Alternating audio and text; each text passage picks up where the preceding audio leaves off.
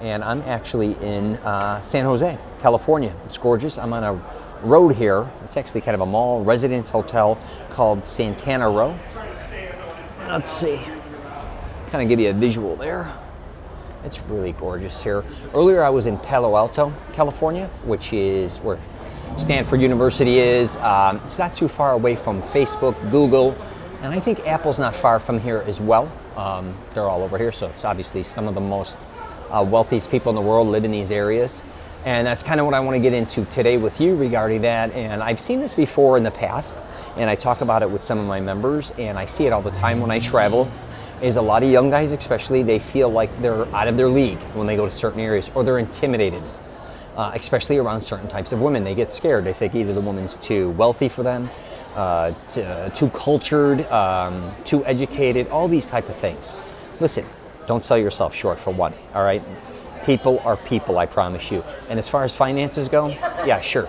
There's no question. You may or may not have as much money as somebody else, but no one is walking around looking at what each is in each other's wallets. No one is walking around knowing what people have in their own bank accounts, how much money they're worth. I'm going to tell you one thing. I know a lot of wealthy people. I've known throughout my life. I know a lot of poor people.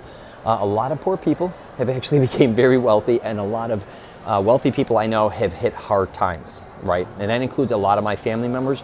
I was kind of born between kind of two parallels. My father's side of the family had a lot of wealth, truthfully. They had, not only living in Illinois, they had summer homes, and they had condos in South Florida, some on the West Coast. And then my mother's side of the family wasn't that wealthy at all. But as time went on, which is amazing, my mother's side of the family became extremely wealthy, a lot of my family members. Case being, look at yourself, value yourself at all times, regardless what position you are. I'm not even talking finances here, okay, or lying or bullshitting. I just want you to start becoming comfortable in your own skin and realize that people are people. Treat them with respect. They'll treat you with respect.